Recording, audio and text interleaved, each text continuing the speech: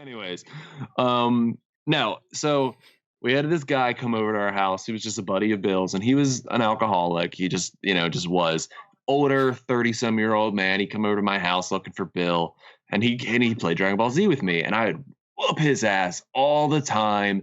And he was just like, man, back in my day, we just had like 4 characters. You got like all these characters. And it was like probably 8 in Budokai 1 or like whatever 12. I was young. And I remember he came over one day and I was playing it in my living room and he knocked on my door and he's like, hey, is Bill home? And Bill wasn't. Nobody was home in my house. And he's like, oh, you playing? I was like, oh, yeah, Bill should be back soon. You can come in. And he's sitting in there playing with me. Promise the story doesn't end with him touching me. It's not a weird situation. But anyways. Bro, the way it was going, I was like, I saw the faces. I was like, he doesn't touch me, man. Squad Pod.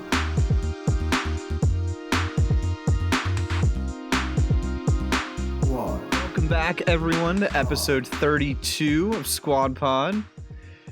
It's been a great week. 32? How you guys doing? Good, man. Doing good, man. Doing well. Doing good. Yeah. All right. Super Bowl's done. Football's over Super for another Bowl's year. Over. Hope everybody tuned into the Squad Pot Sports live stream. If you haven't, go rewatch the Super Bowl and mute the volume and watch our live stream. Exactly. Well, it's just a stream that you can watch. You don't need to live listen to Tony Romo. You can listen to us. Yeah, forget that. Exactly. No, but yeah, check that out if you haven't. That was a good time, man. That was good. That was a good time. We talked a lot about the Super Bowl in the Squad Pod Sports episode, so check that out for sure. Yeah, definitely check that out. We recap everything, as well as every other bit of news throughout the leagues. Mm-hmm. So that should be dropped already. Go check that video out immediately. Yeah, it should have been out yesterday. So, yeah, check that out. Yeah, hopefully if anyone tuned into the stream, that was great. That was fun. Hopefully we can do more of that. I mean, yeah. At least now we know that we can set it up. So hopefully in the future, we know how to do it. We can do some of the gaming stuff that we've been wanting to do. Hopefully we can all get together here soon and do something like that. Do a live stream. I want to so bad. Like a gaming one, like you guys were saying. Like I want to do like a drunk stream or something like that where we're all just playing. Or a Parcheesi like game somehow. Parcheesi, anything like that, but together. I want to do it in person. Yeah. Anything in person. Anything in person. Anything. Human contact. We'll have a golf live stream if we have to. I'll do that to get together. Wild. Just get somebody just to do the camera, like for the live stream the whole time. I'll pay Jordan $20 or something. Follow us around. Like, bro, just follow it and film literally everything that's going on. Would he have to pay a riding fee? Yeah. He got to walk, man. How's he going to get shots of the cart going? He's gonna have to get his own cart. Yeah, I'll pay you $20, but you gotta buy your own cart. Otherwise, you're walking. You gotta use part of that $20 to buy your cart. Buy something nice with this. I don't know if it's gonna work well as a live stream, but I feel like we definitely should make a golfing video. I think this summer or something. Golf. Bro, man, I cannot. That's one thing. I know we're kind of off topic already, off the grid. We're already off topic. It's great. I think about golfing almost every single day. And it's because on the way to work, I drive past Rich Valley. Every single day. Multiple times a day. I'm just like, bro, every time I go to the laundry room to do wash, my clubs are sitting in there, and I'm just like, bro, like I just want to play golf so bad. I cannot wait. And I've already talked to Kyrie about it. Like Kyrie's like, yeah, I would love to go ride with you while you play. Like, because he's a little bit. He's like, I would love to sit there. Like he's saying, even like if we all go this summer, I was like, would you just chill with me, Wyatt? Sometime, be Wyatt, Alex, be Wyatt. And he's like, yeah, I just watch you guys. Like, that'd be awesome. That'd be a cool time. All right. Because I know he's super interested in it. Me and him hit so many mini golfing courses last year. Like, yeah, I remember. So into it. I can't wait till he gets older so I could take him out, like, on the real course, you know, with us even. Yeah. You know, like Kyrie's tagging along today. He's gonna end up beating us, you know. Yeah. Have you ever taken him to that executive course there? No. Because I've taken him to the mini golf course there. Yeah. But the executive course, I feel like is probably still a little bit too like too old for him because I've never had him out hitting wedges or anything like that. So I have to take him to the range first before I want to take him on that. I have a smaller hybrid. I think it's a 6 hybrid. Like I think it's a 6 iron, but it's like a hybrid. So, I mean, if you want it, you can have it. Something for him to hit. I got a ton of clubs too, like, but we'll see. I'm gonna probably end up if he's actually serious about it, then I would get him like his own little set. Yeah. Got to see how serious he is before you commit to that. Exactly. True. Yeah, man, I'm excited to golf. It'd be cool to make like a video, like not necessarily a live stream, but we can like film us golfing and then just like condense it down to like a competition video where it's like, have us teeing off or whatever, and then it'll have the score after each hole. Oh god! Every game we usually come down to the wire. That 18th hole or that 9th hole, we're like, oh shit. Yeah, we're usually pretty close to each other by the end of each one. That's what's the best about it is because I'm glad that we're all within the same skill range. Right. We're usually at least, me and Alex are kind of like, I'm a bit of a cheater, if I'm being honest. I'm just I know, trust me. I'll play off, Well, not even. You just be like, I got a 5. No, well, I mean, you could play off each other because it comes down to the green. Then it comes down to like putting. Yeah. In the end, then I love best ball that way that old man told us how to play because it changed the game. You go too slow. This is how y'all need to play. Yeah. Somebody hits, all 4 of y'all tee off. Whoever has the best hit, y'all play off their ball. That way, everybody gets to tee off and practice and shit. That sounds like a good idea. Yeah, it's nice, dude. It's nice for people like me that every time I hit a ball, it cuts off to the right and I can't find it. So it's like, all right, I'll play off. That happens too more often than not for me, but especially that first. I love it because like if I don't have a good shot, somebody else does. Someone's going to have a good shot. The worst part of golf is literally the first tee off. That's the worst part of golf. Oh my god, I hate it. It's the first. I hate the first tee off because everyone's around you too. Like it's not like you're in the middle of the woods on like the 6th hole where no one's looking. No, you're on the first hole. People are driving in and out. There's like even though we were out like at the driving range already hitting balls, I feel like it's my first time actually like golfing again. My problem I is ain't never even gone to the driving range. Never. I usually show up to you guys. I usually just show up, and that's literally my first ball in for the gym. Fuck it, I'll get it as we're going. I'll figure it out. Figure it out, man. Book it. But then you don't figure it out. Exactly. My shit's just the short range. I got a good mid and short range. That's it. It's sponsored by Rich Valley. That dude with the clipboard at Rich Valley is the reason I have anxiety when I go to Rich Valley because he's just like judgmental. He's just like I could sense his judgment without saying anything. He's not actually taking down tee times. He's writing down how bad your golf swing is. He's like fuck these guys. You can't say it, but you can write it. Oh my god, man, he's drawing stick figures. I'm hoping I get a lot better this season, and I probably won't, but I'm gonna be trying. I'm gonna be trying to get it. We got to. I just need to get my drives straight. Like not just my drives, but just everything I hit. It just seems to like chop off to the right. Other than my wedges. Wedges go straight. Wedges high, I can usually hit straight. Land flat. It's great. Man. I was watching golf videos last year, man. Then I would forget everything by the time you get out. I need to work on. It's like I forget everything I learned. That's my biggest problem. Is like I know what I'm doing wrong, but I don't know how to fix it. Like every time, like I know what I'm supposed to do, but like when I go to do it, my body's like, no, I think you're supposed to do it this way. This is what we do. We do it like this. I fucked up my rotator cuff last time we golfed, and I don't think I can ever play again. Shit hurts. You're just done. Shit hurts, man. Shit hurts. That's how I am with basketball, man. Dude, I was just about to say that. That's how Vern is with basketball. He's been retired for years now. I've been trying to get him to come out of retirement. And every year I hear it, he's like, "I'm coming out of retirement this year." They're like, "Yeah, we'll see." It never happens. I'll go play some basketball. That'd be Bro, down. my daddy needs to let me play basketball, but golf is a perfect sport and you're gonna come down and just they gonna pop. Yeah, you're gonna finally get me out there, and I'm gonna be like, Wyatt, this is your fault. You feel great. Like Tom Segura out there busted his shit, bro. Oh my god, did you see that video of Tom Segura, like the comedian from December? Him and Bert Kreischer were doing like a dunk competition, and the one he went and he ran and he like as he was going up, he blew out his knee, and like that shit like blew out. Like he had to get surgery on it. And when he fell, he snapped his arm in half. Oh my god! And they got it on video, bro. And they made such a joke out of it because they made it like a funny documentary. But bro, yeah, he snapped his shit. He has to wear like this huge like cast. He was in the hospital for like a month. He snapped his arm falling because he blew his knee out.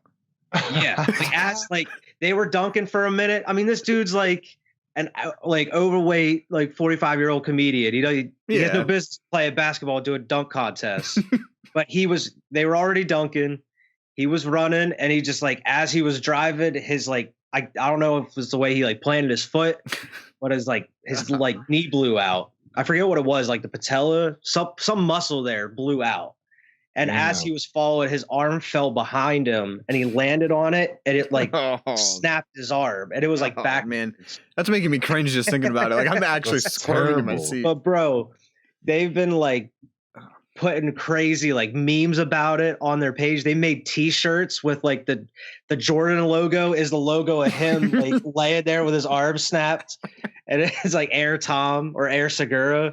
And it's like him laying like it's shit broke, and it's like outline. Dude, it's hilarious. But that was wild. Like that was during they showed that during one of their live streams. But they were talking about it so much going up to it. They're like, we're playing basketball, like we're gonna have a dunk contest, and then when it happened, he like busted his shit. Literally worst case scenario. Yeah, exactly, bro. That you need to check that shit out. It's wild. That sounds crazy. I did have one thing to talk about that was pretty wild. I'm sure one of you guys, or at least all of you, saw it. CD Projekt Red's year keeps getting worse. Oh, I saw the headline, but I don't know the story, so I'm actually interested to hear about this. Its internal systems have been compromised, and hackers left a ransom note, and they got The Witcher 3 and Cyberpunk their source code for the games. They pretty much hacked and like stole the source code for The Witcher 3 and Cyberpunk, and they're ransoming it off for $1 million. And they're actually, as of today, they put it on like they have a bidding war for it right now. Like they're trying to sell it. That's wild. Oh man. Yeah. They're selling the source code for Cyberpunk 2077 and Witcher 3 for $1 million. Would The Witcher 3 source code be so bad? I mean, at this point, it's a 5-6-year-old game, but it's still fucking. It's still everything. Like it just.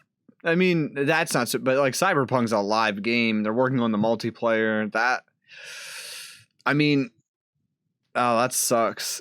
It's a mess. It's a mess. I saw that and I was like, oh my gosh, bro! Like the whole fiasco with Cyberpunk. It's a decently easy fix, I think.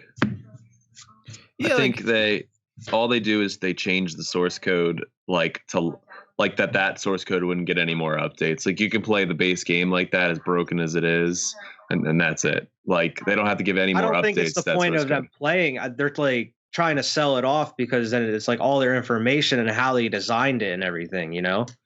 Sure. It's like how they built it. So it's like pretty much leaking like their like CD Projekt Red secrets to making their games and stuff. It's like how they build them. It's like but is that worth $1 million? I mean, don't they use? Isn't it the Unreal Engine?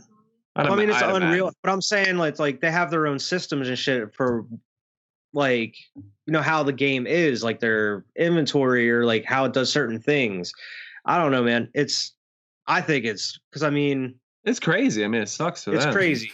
I mean, how quickly they have fallen from grace. Put it in perspective, WB Games just copyrighted the Nemesis system from the Shadow of Mordor games. So think about that. It's like that they only had that system. Like you don't see that shit really anywhere else. And now you can't. But unless they sell it to some, like unless they lease it out to people. Yeah. But if that source code for that Nemesis system got out, anybody would be able to use that shit.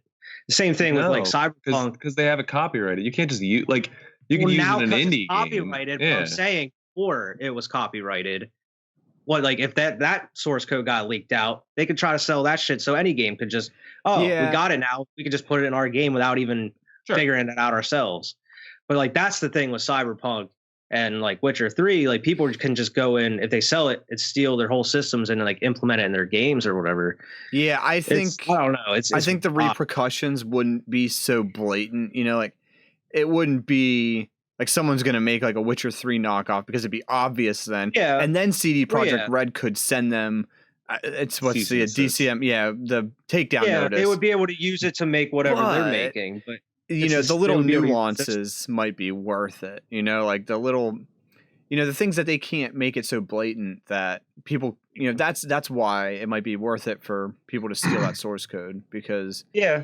I mean, it's something they've been like, it takes these developers 5-6 years to make a game or something, maybe longer, to develop the source code and develop what they're building. I mean, and just to have that stolen and sold, man, it's crazy. But, sucks, man. They pay them $1 million.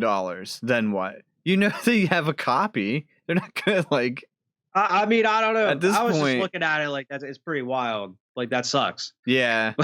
At this point, I wouldn't. Just keeps getting worse and worse for him. Yeah, I mean, on top of everything with Cyberpunk, you know, all the controversy around it. But I mean, that's died down a lot since it came out. But I knew that release was going to be botched. I knew it was going to be. I don't know. They didn't seem confident about it. And it clearly shows. Like, well, I think the hype was already through the roof for it, you know. So I mean, on top of that, like you had all the other problems. See, what No Man's Sky has taught me was I still kept the hype, but my expectations were still rock bottom. Yeah, I mean the hype just magnified everything that was wrong with it. Yeah. So I mean, that sucks, man. I kept the hype. I think the thing is though, like. There wasn't much. Okay, let me back that statement up. I'm still waiting for the real version of it to come out. But like the next gen version. Yeah, the very broken things seem to only be on, you know, the older consoles. Like the PC release seems to be very well received. Yeah, from what I hear. That's from what but don't make it for a system we'll run on. See. That's just it. You need like release it on next gen only. $1,000 plus. That's on them too, man. That's just some greed talking. Like, oh, we have to get it on the PS4. Yeah, they didn't have to. Yeah, man. Just say if it wasn't gonna run on next or current gen, don't fucking make it. Fucking Resident Evil. I'm guessing not, because I'm guessing it's already almost done. Because they just had the announcement. Because like when they first announced it, it was like, oh, next gen consoles, and then at like a couple weeks ago, they had like the new trailers and new info that came out. They're like, oh, it's coming out for like the current gen consoles too. So I like maybe they just ported it down from the original version instead of like working on it at the same time. I don't know. What I would hope. I would hope they would do that instead of. I mean, Miles Morales did it successfully. Like there was no problems between either version of those, from what I heard, for Spider-Man. Yeah, I don't know. I don't know, man. CD I'm just hoping the PS5 version is amazing. I hope. Yeah, because if that comes out and there's issues with that, it's game over. I mean, right. It's just crazy. At least be on par with PC. They were like Rockstar levels of admired, and especially like Witcher 3. That's what that game was so good. Yeah, but The Witcher 3 also wasn't multiplayer. I mean. And they went multiplayer isn't out yet for Cyberpunk. No, I mean, and it took them 3 times to get it right. They went from not like it was the first one. The Witcher 1 was clunky. The Witcher 2 was. I played the first one. Yeah, the third one still has its problems, but it's a great game. But it still took them 3 times. It took them 3 times of making basically the same game to get it right. And then they went from like a hack and slash to shooter. That's a whole different genre. I mean, it's still open world, but whole different animal. Though. Yeah, and it's first person shooter.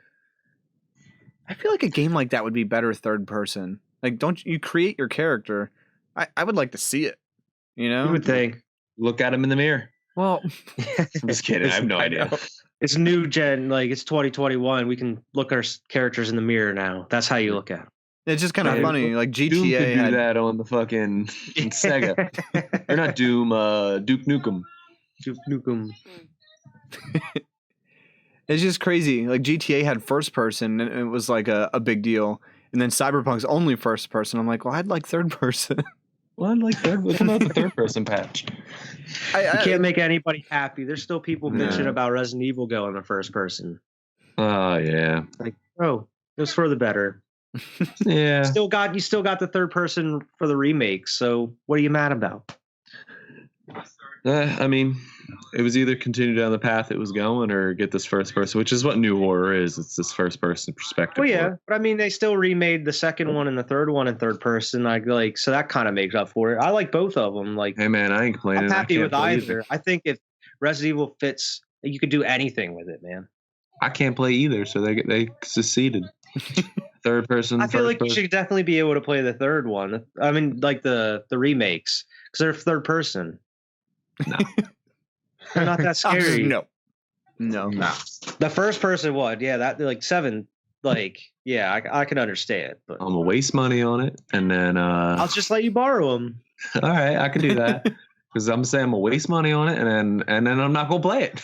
I was gonna say, like, I remember letting like Vern borrow it. He's like, "Yo, can I play that?" And I was like, "Yeah." And then it was like an hour or so later, he came back. He's like, "Here you go."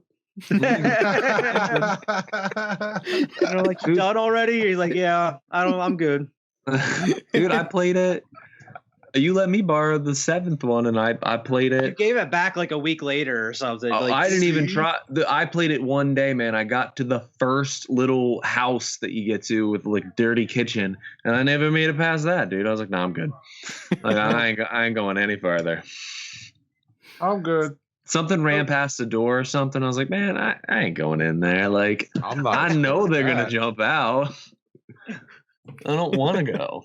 I'm with you, man. I do the same thing. I'm not about it. I'm like, no, I ain't about it. See, like, I don't know, for like the Resident Evil, I don't mind it. It doesn't scare me because at least I can fight back. It's shit. It's the games that are like Outlast or whatever, where you have to run and hide. You can't do anything. Where it's like, you're powerless.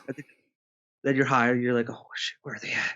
And then like, yeah, you're powerless. You're just looking for them at that point because they're hunting you. At least in Resident Evil, I'm like, all right, I got all the shit I could use. And then once I'm out of ammo, then I got to figure out what to do. But until then, but at least you have a fighting chance. Yeah, I have a fighting chance. I don't know. I think you should give it a second chance, Alex or Vern, both of you. No, about it. Not about it. Oh man. Okay. Maybe on a stream with you, but like I just can't see myself in my alone spare time being like, "Yo, man, I'm about to get scared a little bit." Like it's not gonna be me. Well, it's not even about that. I just think they're fun, man. I think they're fun. Listen, if it comes out one and somebody's like, "This story is absolutely incredible. You have to play it for just the story," maybe. But I'm not that interested in the story of Resident Evil anymore. It's too convoluted for me. Not that, listen, I'm sure if I followed it, I'm sure I'd get it. It's fine. But like The Last of Us, I thought The Last of Us had its very scary scenes where I was like, but like I kept going because I was interested in the characters. I don't give a shit about that dude's wife in Resident Evil 7. Well, yeah, Resident Evil, I don't really play him for the story. I play him for like the game and the atmosphere. Yeah, it's more so the gameplay and the atmosphere and the survival horror. I don't really go into horror games expecting great stories. Just like horror movies, man. I don't go into them expecting great stories. I come to see some weird, crazy shit that scares me, and then I'm done eventually at some point. And it's going to reach a climax that's probably not going to be satisfying. And but the best scary movies see a bunch of gore and deaths are good stories. Oh yeah, for sure. Those are the best ones. For sure. For sure. The best one's got everything. Yeah. Yeah. What else do you have talked about? Okay. That was my thing. This is CD Projekt Red. Yeah, I remember scrolling by that, and I was like, "Oh, I'm gonna click on that later," and then I never did. So, but I do remember seeing that. I didn't know any of the details. Yeah, that's still crazy. But yeah, I mean, I kind of wanted to ask you guys. I mean, I know we all kind of know a little bit, but I mean, maybe not. Maybe we don't all know everything. Valentine's Day is coming up. When this is released, it'll be 2 days away. So, I guess I just wanted to ask you guys, if you wanted to kind of recap the story, or I don't know, just some sort of interesting thing about, your significant other, how you met, since we're all kind of in different stages in a relationship now. So, I've been married for 30 years at this point. So, I'm at that point. Yeah, I think we should go in order from the stages, like from who met them the first, Evan, all the way back. Okay, so I guess I'll start. I mean, you guys know Brittany. I mean, well, we've all known her for, except for Vernon. I've probably known Brittany since elementary school. Yeah, Wyatt's probably known her the longest, if I'm not mistaken. I think she said you guys rode a bus together. Yeah, we sat with each other on the bus. That was way back in elementary school. Day, yeah. Crazy. But yeah, crazy. Actually, one thing that's kind of cute with our story is I do remember specifically this very odd thing that happened. It was in elementary school. I can't remember which grade it was, but I remember. You remember the little Pokemon action figures? Yeah. They're like an inch or two tall. I remember trading with Brittany an Articuno figure, and I had it still. Like, Bree still has it in a bag, but I remember trading that with Brittany back in second grade or fourth grade or something like that. It was in that range. We weren't even friends or anything. But yeah, it's just weird. I still have that little thing somewhere. Bree has it somewhere in this bag of figures. But yeah, we met. I mean, we actually started talking in 9th grade. So, I mean, I guess for reference, I'm 27 now. So that was 14 years ago, 13 years ago, 12, something like that. I was 14. So, but yeah, we were in study hall together. And so I sat in the front row and Jimmy sat 2 seats behind me. And of course, me and Jimmy were really good friends, so I'd turn around to talk to him, and Brittany was right there. So, okay. So that's kind of how we actually started talking. And of course, Jimmy was dating Courtney, and Brittany was friends with Courtney, so that kind of whole thing happened. Yeah. But I was actually dating someone though when Brittany actually started to like me. Yeah. Scandal. I know. It's wild. Yeah, she actually lived in Mechanicsburg. But yeah, eventually I just Jimmy actually told me that Brittany liked me. That wasn't my decision for breaking up with her. But fun fact that was the only girl I broke up with. And then 3 weeks later I started dating Brittany. So and then that's history. And then happily ever after, pretty much. Happily ever after. We had one day that we broke up. Oh, that was it. Yeah, I think you might remember that, Alex. Because me, yeah, because I sat with you guys at lunch and Brittany sat with you guys. I don't know if you remember. Vernon might remember if he's even listening right now. Man. I don't remember that at all. Yeah, yeah. It was just one day. I didn't go to school the next day. You were heartbroken. Dude. You were crushed. It was terrible, man. It was awful. Hey man, I've been broken up before. I get it. Oh yeah, well I've been broken up with. All of my relationships weren't me, so other than the one. So have I ever broken up? Yeah, I've broken up with people before. Yeah. Only 2 or 3. I've been. Sucks, man. Most of them have been broken up. One I was totally ghosted. They just stopped talking to me. I was like, okay, I'm pretty. And then a month later, they're like, I think we should break up. I'm like, yeah. You think? I haven't even talked to you for a month. It was over summer break. I didn't even know we were still together. It was over the summer. So we started dating at the end of the summer, at the beginning of the summer. It was a month, and then didn't hear anything, and it was like, okay, like I kind of figured this was I love over. summer love, man. Dude, crazy, man. But yeah, that's pretty much it. I mean, then, you know, we've been together since then. So yeah, it's been, what year is it? 2021. So it was 2008. So yeah, 13 years this year. Damn. All right, well, I think you're next because you have us beat. I think we've been together more going years. On 6 years now. 6 years. 6. Yeah, going on 6 years. Mm-hmm. But I think I met Annette 7 years ago. I think I met her. I knew her back whenever I worked at Giant still, and that was around like 2013, 2014, probably 2014. But I met her. She used to come in for like lunch to get lunch at Giant. And when I worked at Giant, I would talk to her through there.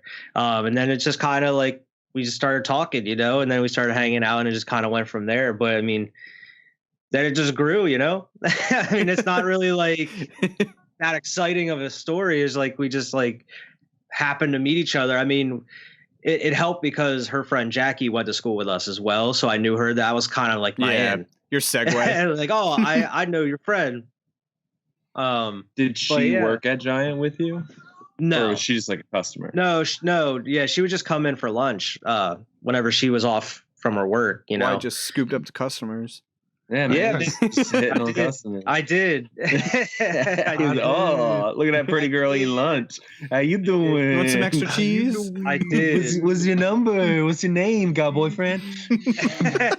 Do now. But yeah, man. Yeah, she's great, man. It's pretty cool because we met like that, you know. It wasn't like I haven't known her for years. Like you did know Brittany. You were acquaintance at least with Brittany for a long time, right, Evan? Well, I mean, I knew her, but we weren't really friends until that year, like in high school. Okay. So, yeah, I mean, love her. Yeah, what's that? You just knew of her, like like we knew each other. Yeah, I mean, we had mutual friends and stuff, but we never. I don't really remember talking to her much at all, other than 9th grade. Yeah. So now again, it's kind of weird with your relationship, Evan, because like she's like the exact same age as you, and like you don't get too many relationships that are just like spot on. She's actually older than me by 6 months. So barely. Yeah. It's usually one's older or one's younger, you know. Typically, I mean, they also don't usually last past like 10th grade. So yeah, you're right. You know, high school sweetheart. You're living the the true like 50s American dream. Marry your high school sweetheart, white picket fence. You got it, Evan. It is. I'll come build a picket fence. You got the American dream, Evan. I mean, and truly, like we don't fight like ever. I think that's probably our biggest thing is that like. We don't have many problems because if we do have one, we hash it out right away. It's like we don't have time for this like bullshit of like games. That's where it's you know, like if you got something that's bothering you, like we're gonna fix it or there's gonna be a problem. So like let's just talk about it and get it done. I used to be like that, dude. And exactly.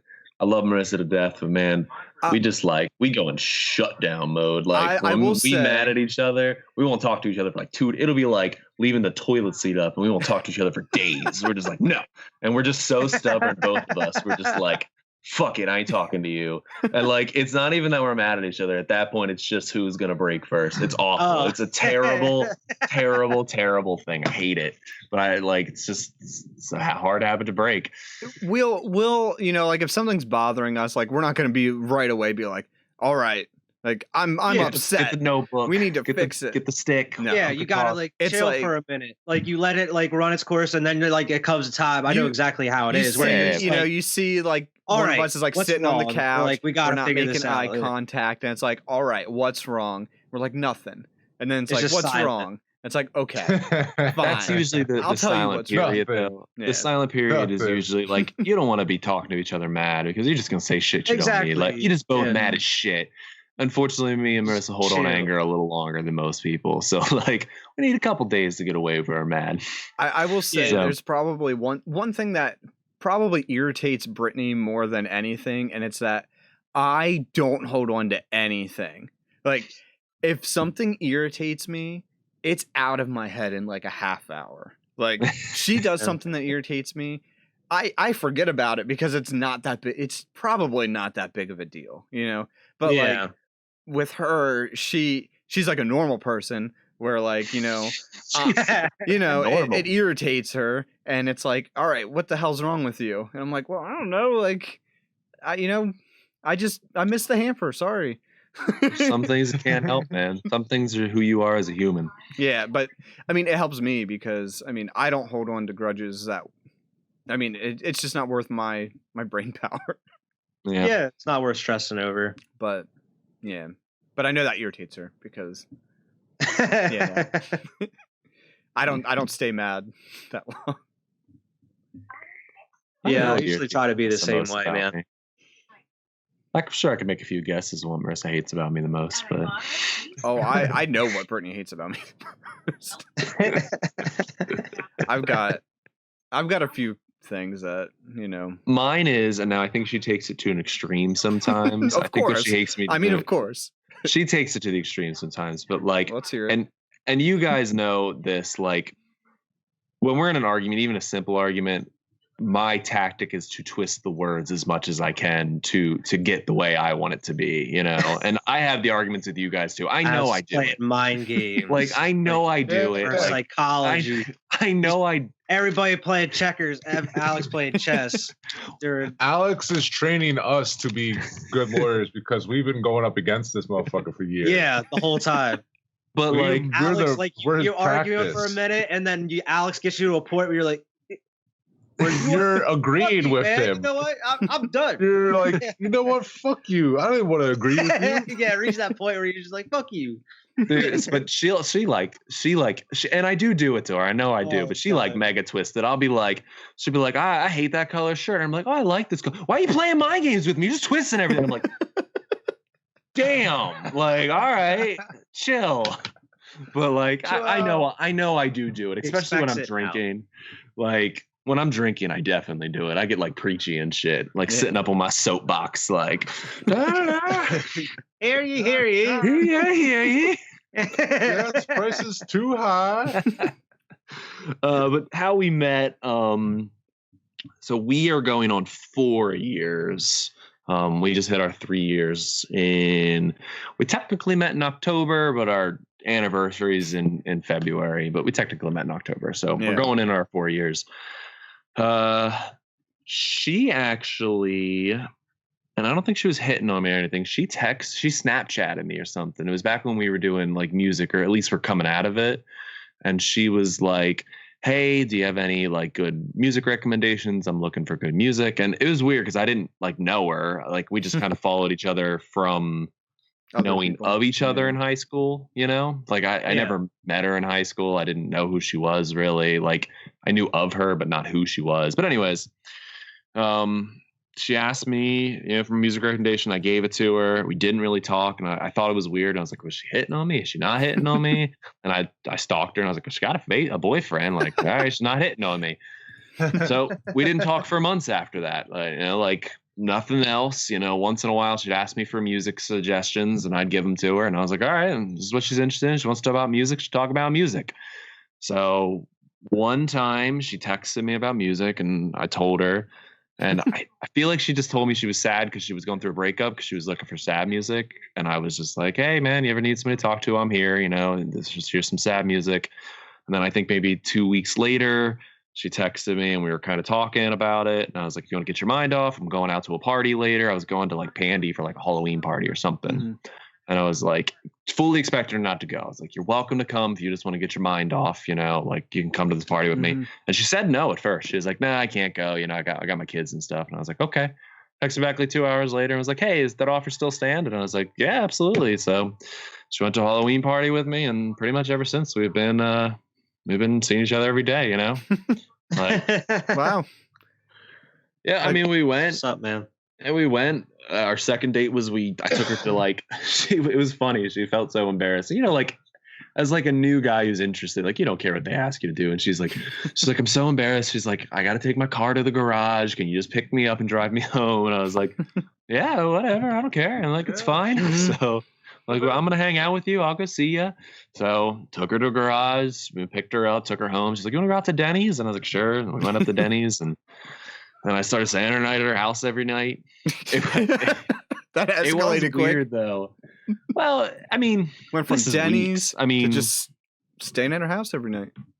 This is weeks, and that escalated quickly. The first night I went over, though, she was in the midst of a breakup with her boyfriend, and now her boyfriend and her live together. So he was moving out, like he was getting out of the house still. Like he was cemented there. So yeah. The first time I was at her house, we're sitting on the couch just watching a movie. I met her son for the first time. He comes in. Oh no! And he's just like, "Hey," I was like, "Oh hey man, how are you?" He's like, "What are you up to?" And I was like, "Just watching a movie." It was the most awkward, uncomfortable position to be in. And I was like, he left. He went back to his room, and I was like, "Do you want?" And she's like, "Please, God, don't." And I was like, "Okay, well, I'll sit here and be awkward for a while." So we finished the movie. We weren't doing anything when he came in. I think we might have been on different couches, to be honest with you. Like we were literally just watching a movie together. But yeah. And then we got this place like 2.5 years ago, and we've been living together ever since. What's up, man? Relationship. Nice. Vernon, you're kind of in the baby stages still. Yes. Honeymoon period. Exactly. It's the best. I guess, coming up this month, it'll be 10 months even. So it's not even a year. Almost a year, though. So that's longer than it seems. Almost a year. It is longer than it seems, and it's great. But like the way we met, it was like, it's kind of weird. It was in that quarantine period whenever everybody hit like stay at home. When you're not supposed to be seeing people. When you're not supposed to be meeting people. Right. Birds breaking curfew, you going out at night. You're not supposed to do that. I remember specifically loving the fact that like there was nobody on the roads, like nobody on the roads when I would go over to her house. Like it was amazing, bro. Every single time I am like the only car on the road, and it would just, I remember that specifically, but like would start just hanging out. And like kind of funny, Wyatt, like our like anniversary is technically like the first time we like really started like realizing like, yeah, like, you know what I mean? Like we just kind of went with it, chilled a couple times. Was 4/20, was April 20th. So like that's the date that we were just like, that's the date, you know what I mean? So that's the date going forward. But just chilling every day, like, to remember, like Alex was exactly like Alex was saying. Just I met her kid, she met Kyrie. Like we went to like City Island, just doing things together, just really getting to know each other, spending a lot of time together, especially over quarantine. Got to spend a ton of time together and actually just like learn who this person is. And it's been great, man. So I'm looking forward to it. Like you guys said, it's the baby stages. You guys got deep relationships at this point, but I'm loving the way things are going so far. That's awesome, man. Yeah, that's crazy. Like you have no choice but to really stay home. Yeah, at that point, I was just like, I mean, we can't really do much, but like we were doing what we could. Yeah. Yeah. I know we went mini golfing like once or twice, just like whatever we could type of thing. Yeah, exactly. And then just a lot of just chilling though. Like she loves video games and shit like that. Know somebody. Right. But she's been addicted. She's been addicted to The Witcher pretty much since I've known her type of thing. Like, and that's it. I know you guys do. Like, I've played this game so much that I completely understand. She's like in New Game Plus and doing. I'm just like, she's like me, where she'll play for a couple hours and fall asleep, so she doesn't actually ever get really too much done.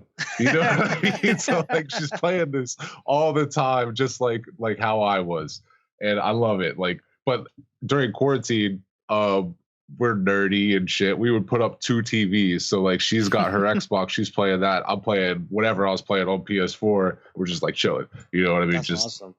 Oh man. I like miss those days because like we never ever get to do that pretty much anymore. Like there's like no time anymore. Like I didn't have a job, she didn't have a job. So like Quarantine days, man. Yeah. I had some great days in quarantine because that was like man. We would like one morning we'd be like, yo, you guys want trying to go golf today, bro? And you're like, go out.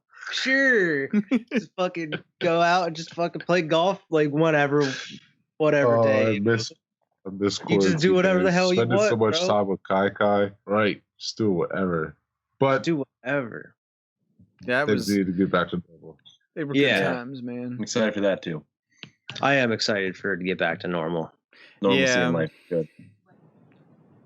Yeah, it's normal is gonna be. I hate that word though. The new normal.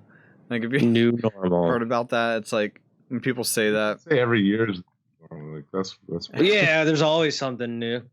But I mean, I know what you mean though. Yeah.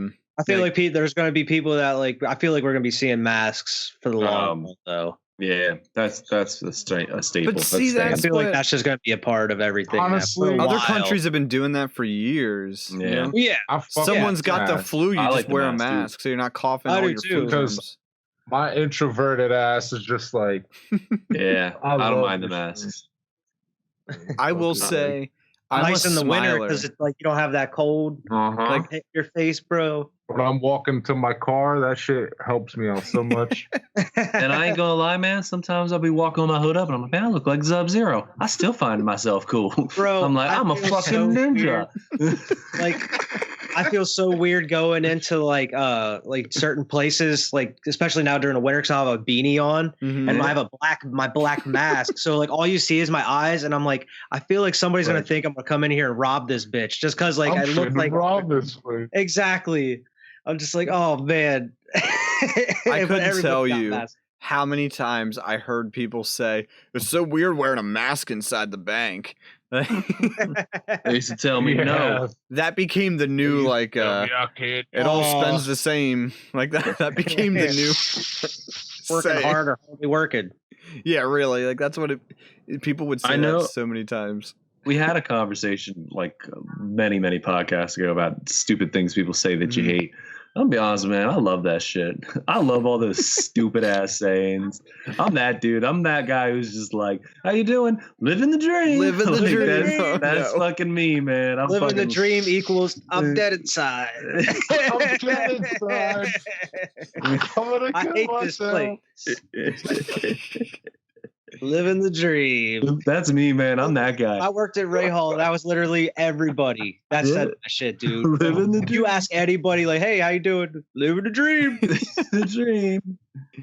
In the same hellhole as you. I know what they meant. Yeah, exactly. That's me, man. That's fucking me. Dream. I'm gonna grab a drink real quick. Be right back. Oh, you're good. The webcam's all messing up anyway. He's rendering a video, man. I know he is. I know he's rendering time. Yeah, this is render Vernon. I did have a topic. I don't know if we talked about it at all before. If so, we're gonna talk about it again because I'm gonna bring it up. But what is your like favorite like game that you played? Like maybe your first experience with a video game, or just like some of your favorite games from when you were like really little. Not like, I don't know. Man, I'm going to answer this. Some of the first games you got into. I'm going to just say it because I know you all know my answer, and I've said it a million times. Pokemon Silver, Gold Silver, those two games, they're just the best games of all time, and that's what really got me into Pokemon. So, okay. Yeah. I've answered that answer for a million other questions, but it's just that was like I love Pokemon. Dude, I was literally playing Platinum earlier today. Like dude, what's it's the question? Your first gaming memory. Yeah, like first some game, of your first. Like something that got you into video game, like the first game or a couple games that got you into them. Yeah, mine's Pokemon Silver. I'll just say like very first like experience, or like the first couple games you really played. Spyro. Okay, I like that. Growing up, my dad, like young, had like a Sega Genesis, and he never let us play it. And like I just remember watching him play games on it. And then pretty young, I was decently young because I don't super remember, but I remember him getting a PlayStation 1 and then we got the Sega Genesis. And I just remember that's like my like Sonic and stuff, even though I wasn't like alive when that was like super popular and stuff like that. Yeah. That was still my first like gaming memories was Sega Genesis, because it was me and my sisters at that point, and we played like Sonic and Echo the Dolphin. I remember my sister. Echo the Dolphin was hard as hell. It was.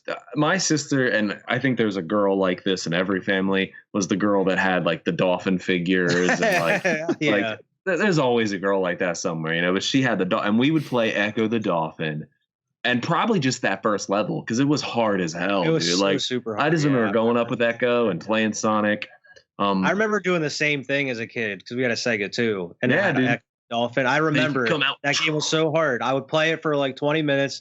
All right, next game. I remember we had Sonic. Like the games I like super remember. We had Sonic. We had Lion King. We had Echo the Dolphin. We had this game called Subterranean, which was super hard. We had a Star Trek game, which was a ton of text. And like, I never knew how to play it, but I would just be like running around these little pixel characters. Didn't know what the fuck to do, dude. Like, no idea. No idea. My favorite game, though, was we had Maximum Carnage. I remember playing a lot of Maximum Carnage. That was a good one.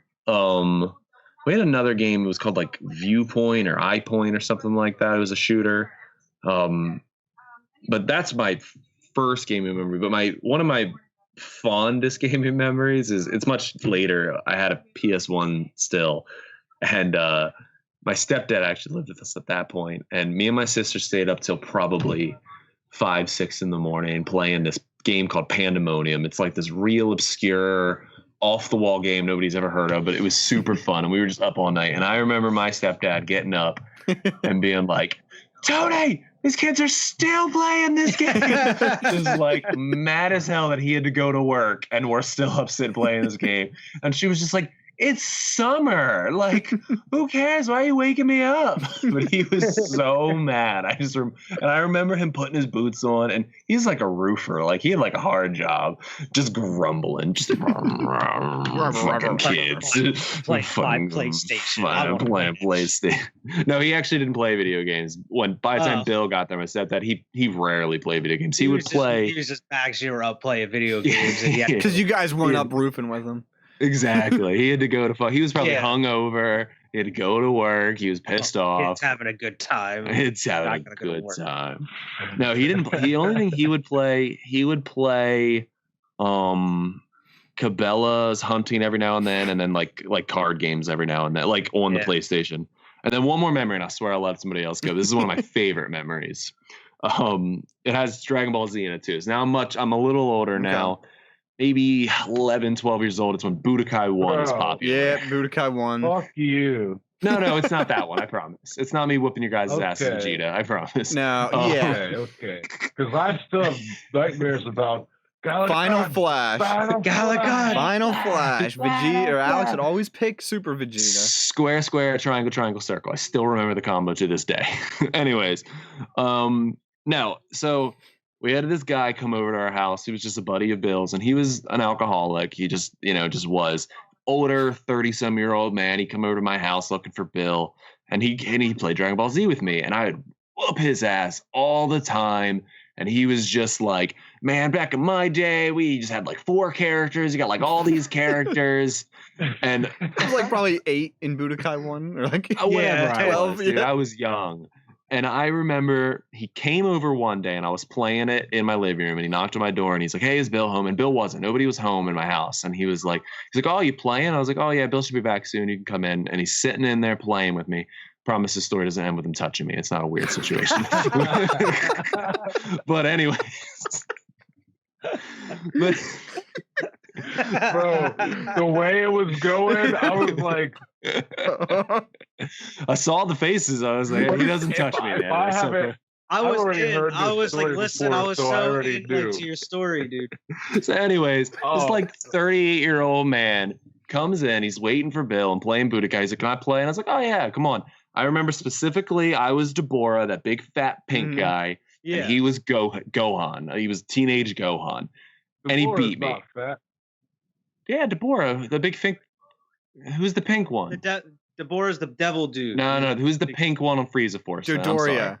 Dodoria. I'm sorry. Dodoria. I was Dodoria, the big fat Frieza Force one. He was Teen Gohan, and he just barely beat me. He beat me though. Dude freaked out. Dude, he threw my controller. He was like, I'm done, I'm out of here. And he left my house. I've never seen that man again in my life, ever, dude. He beat this 9-year-old, 8-year-old kid at fucking this fighting game, and dude, he went out on top. It's almost like he was coming over just to try to beat you, and dude, that's maybe. And then he did what he came to do, and that's it. Dude, he cleaned his life up. He never got drunk again. He fucking went and won in the stock market. Like, he was on top of the world, man. He became an alcoholic because he couldn't beat you. Yeah. Dude, it's the last to alcoholism. It's the last I ever saw that dude ever in my life. He's just left. He's probably down at Pandy, just like, I gotta beat this kid. I gotta beat this kid. Like, I don't know why I can't beat him. Why can't I beat this kid? It's just a video game. He can't be that good at video games. I'm older than him. I'm telling you, I completed this guy's life, man. Just never. Never. It was so strange. And I remember asking about him, and Bill was just like, now he's like, my greatest accomplishment is beating that 9-year-old kid. You're gonna end up getting a call from him. He's like, I want a rematch. I think I can beat you again. He's been practicing Budokai this entire time. I love how this story, though, is like Alex picked probably one of the worst characters in the game, and he used Teen Gohan was the best character in Budokai 1 because No, Vegeta was. No, but anyways. Because Gohan could do Super Saiyan 2. No one else could at that time. Give a shit about Super. Could he do Final Flash? He had the one-handed Kamehameha. Man, listen, just one more story for the general public. I'll bring it up. I was gonna say, you're gonna end up like, I'm just saying, he's gonna call you to get a rematch, and then he's gonna be like, I've been practicing, don't worry. And you're like, all right, let's play fighters. Alex is using like a D tier character, and this guy's using like S tier, and he just like freaked out. He's like, no, I just got good at this game. I practiced and mastered every character. His ass and fighters. I'll be back. I'll be back. I'll see you in another 60. And then you bring him like the next game that he hasn't been practicing. Dude, his great grandson brings me his like frozen head. He's like he's been practicing, man. He still says he wants to play. Like, man, I got my own kids now, man. I wonder if anyone told him there was a second one. Or a third one. That's hilarious. Or fifth or fourth or fifth, technically. What's the Tenkaichi? They had 3 of those too. Yeah. Yeah.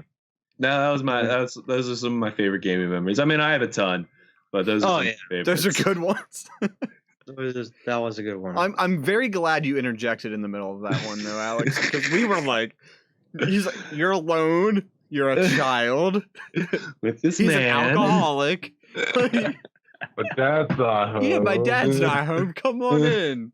Strange man. My dad must have left because it wasn't like he was at work or something. He must have left like to go to the store or something. So I knew he was going to be home soon. It's the only reason I let the guy in, you know? Yeah. Like, because I imagine the conversation. No, I don't remember. I imagine it was like, oh, yeah, he'll be home in a few minutes. Come on in, you know? Like, but nope, he left. Verd, what's your first gaming memories? First gaming memories, like early is me playing Spyro by myself, like that, like my own type of shit was like me playing Spyro, and then like playing like N64 and stuff like that. Crash Bandicoot. Oh my god, I remember the one year for Christmas getting. I think I've told you guys this before, like getting the 3-pack. Mm-hmm. Oh yeah, of Spyro and the 3-pack Crash. Yeah, so I had the Spyro one, and like literally that's all I needed. That's all I needed. Mm-hmm. Played that so much, and then I remember my dad getting an Xbox, like a original Big one, fat boy, and like indestructible. I don't know if I ever played it. I might have played it once or twice, but I was never allowed to play it because he had like Grand Theft Auto, Max Payne, like all these, and I'm like sitting there just watching him play this shit. And, like I remember I was always watching it, but I would never play it. He ended up selling that and buying a PS2. So like that's when he got Madden, and that's where me and his Madden rivalry started. That's when Madden entered your life. Like, yep. So that's what it was for me as far as that goes. But like on another note, Evan's specifically, I remember whenever we moved up here, the very first day, like, no, it was. I don't even think we were in the house yet because I met Alex the first day. Actually, you guys came. We weren't even in the house yet. Came up to meet and sign the paperwork and everything, and I'm walking into the house and I see 2 Game Boy SPs chilling, charging, and I'm like, with mine in my pocket. With like already, like with mine with Pokemon in my pocket, just like, oh yeah, I'm gonna be friends with this kid. Like I already knew it. Like I was like, I don't know what's in them Game Boys, but like I hope it's Pokemon or something. You know what I mean? Just, man, I remember like we used to love like Pokemon Dragon. Like that's what like So that was another early gaming memory I had was like me coming up here and instantly seeing like Evan with a Game Boy and being like. Hell yeah. Like I don't know, something about that. I was just like, yeah, I'm just happy that he had one and we could like bond over that more or less. Just like have that in common, especially being like I didn't know anybody, so I was just like, oh, yeah. Yeah, that's a definitely a difference there, Vernon, from where you were at to freaking middle of nowhere Perry County. Yeah. That's what I'm saying. God. But I was a nerd. That is a big leap. Like, it worked out. Well, yeah, man. Look at my shirt. I'm wearing it. I'm wearing it. I can't see it. You're like 8-bit. You are 8-bit, man. Render and Vernon. We got Render Vernon. Render and Vernon. I'm sorry. We talked about it when you left. Don't worry. We're good. Yeah, we already made fun of you. I'm uploading videos and shit, man. I'm fucking doing shit. I'm fucking doing shit, man. He's working it. God damn it. On a goddamn laptop, chill. The earliest one I can remember is because my brothers, they were like 10 years older than me, but they had the Nintendo and Super Nintendo and Sega and stuff already.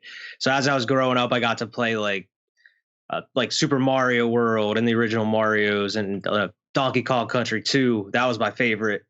Like Diddy Kong's Quest, that was my jam growing up.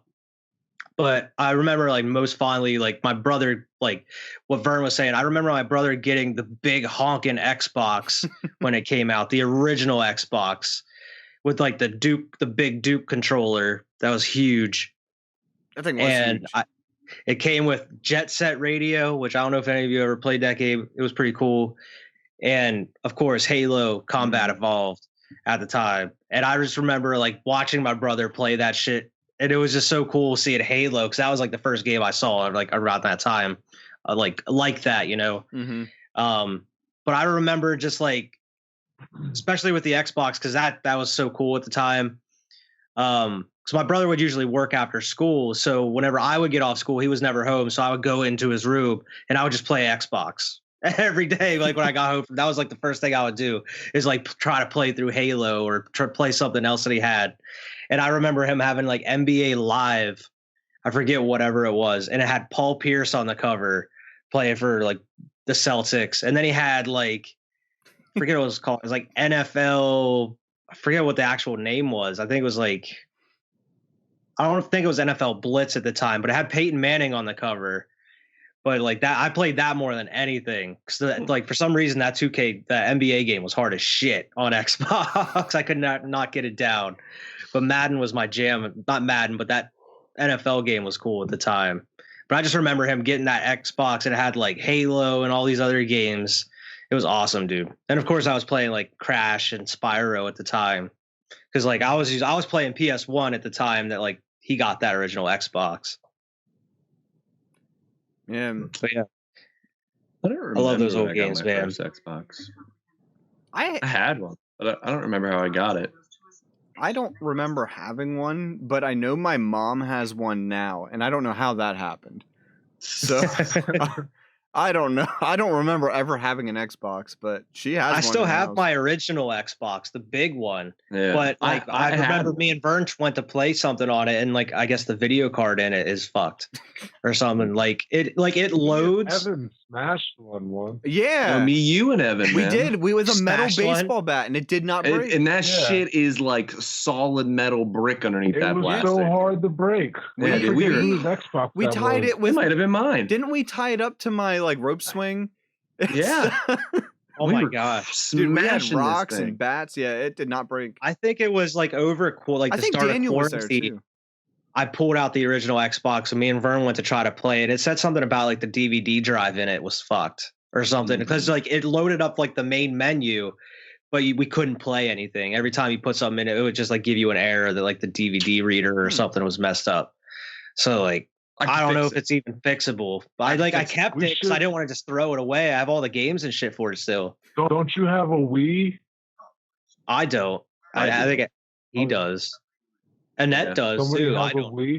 I have a Wii. Yeah, Annette does. Man, you know I got all my. We should drink and play Wii golf. Wii since Sports. It's so cold. Wii Sports. Wii Sports. We'll do some bowling and golf. I'm down. That would be a good one. I don't know if I have Wii Sports. You gotta have Wii Sports. Dude, I'm sorry. Like $10. It's default. That'll be a good drunken gamer episode. Dude, I don't know if I have 4 Wii controllers. What do you think? I just got Wii controllers? You only need one. No. Annette has 2 of them. All right, I think I at least have 2. Don't get it out of hand. Yeah, I think I got 2. We could get Wii Sports. We could get another controller. We got this. Dude, we have a Wii. We have a Wii U in here, man. Fuck that. Wii U. Yeah, we should have like a Wii Sports competition as we're drinking. That sounds interesting. Film a Wii Sports competition. Oh my god. We will do it. Give me your Xbox and let me fix it. I'm gonna film that. I'll give it to you. I can't promise I'm gonna fix it, man. I mean, it's already broken. Yeah. Like I can't use it, literally. I just think it'd be interesting to try to fix something that old. Yeah, I mean, you just have to find the right part or something for it. It probably just needs cleaned. That's probably what I'll do. It might be a whole video. I mean, it wasn't like sitting out. I actually have like an Xbox case. Yeah, it was weird. I remember seeing that. It's like a laptop case, but big. It looks like a laptop case. It sits on the inside. And I remember because I used to take it from my mom's to my dad's, and you could leave the console on the inside of it, and it's like you sit it down, it unzips around it, and it folds upwards. So it'll fold up, and the console's still down here, and up where it folds up, all your games are lined up. Interesting.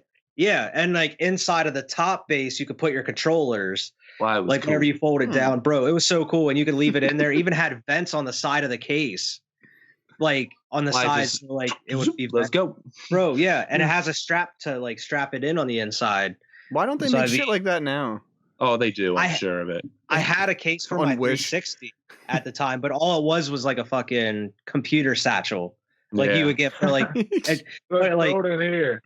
It was a special Xbox 360 like computer satchel. You clicked, you open, and you just pull everything out and you hook it up. Man, he's fancy, dude. I remember going to Nash's and just carrying that shit down. It's like, mine was always like I was always going back and forth between my mom's and my dad's at the time. I remember carrying my TV down to Nash's the whole way down the road. I had it on a skateboard, and I was just like, and then, like at the time, I don't think Kyle had a 360 at the time because like whenever I would go to his house, I would take my 360 over. I'm picturing you like go to one of those speed bumps. The speed bumps. That's what I'm thinking. No, I never broke the TV. It was fine. This wasn't like flat screen DVD. This is like them old school TVs, man. With the glass. Like, it goes face first. It's done. Yeah. And it was big. Literal glass all over the road if that happened. I was ballsy, man. I had to play Halo. You hit one rock. LAN party, man. LAN party. Halo LAN parties, dude. I can't tell you the last time I had a Halo LAN party, but man, it was fun. Oh, I actually can tell you last time I had a Halo LAN party. There's another video game story I have. It was recent, actually. Not super recent. But when my sister got married, her husband, now my brother-in-law, he had like a poker night / Halo LAN party night at his house. And he invited me and Cody. We all went and got drunk. And it was me and Cody, and you guys have played first-person shooters with Cody's. I might have actually told you the story before. I don't remember. I think so, because you said Cody was mopping the floor, wasn't he? Cody was hammered.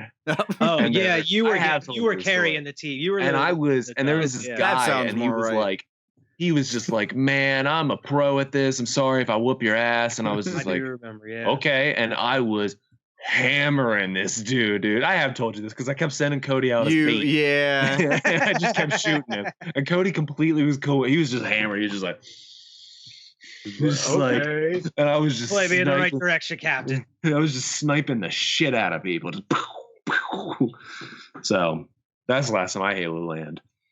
The last land that I can think of is back whenever my brother had the game room with the pool table.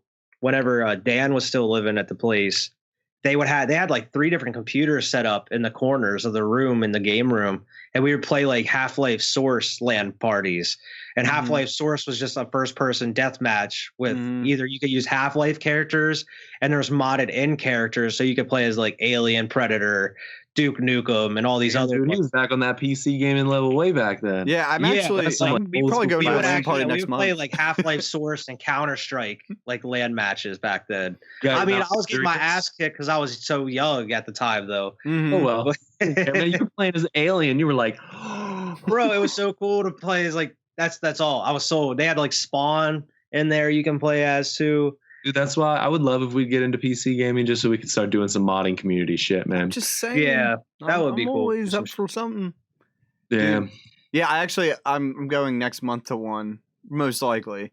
And I actually told them to download Brawlhalla because we've been playing it. And I'm like, dude, it's free. It's fun as shit. It's fun. Like dude, I want to play Super Smash with you guys one day. We should. Super Smash. That'll be Smash when we got knockoff Smash with Daryl Dixon and John Cena. None of us have Daryl Dixon and John. Just Quentin. Yeah, just Quentin. I'm not spending money on it. I'm not spending money on Brawlhalla, man. It's not happening. Now, like I do have Smash though. Yeah, me too. I have a Switch now. I guess I could get Smash. He's got a Switch. You got a Switch. Everybody. Yo, Vernon. Speaking of Switches, what are you gonna do? I just heard that they have no future Switches in plan. I know. What? So, yeah, like they've been rumoring a Switch Pro for a while, and Nintendo just came out and said, nah. I know. I've told you guys, too, like, that's one of the main things. Like, I wanted to wait for a Switch Pro if I was going to get one, but now I'm just like, I might as well get a normal Switch, and I don't even necessarily want a Switch Lite because I'm going to want one with the things that attach. Yeah, you want so, like, I might as well just get a regular. Because you know how when they came out with the Switch Lite, they came out with an upgraded regular Switch too, with just a little bit more battery. Right, that's like just a little bit more. Comes with the black I might as well just get that one. Yeah, man.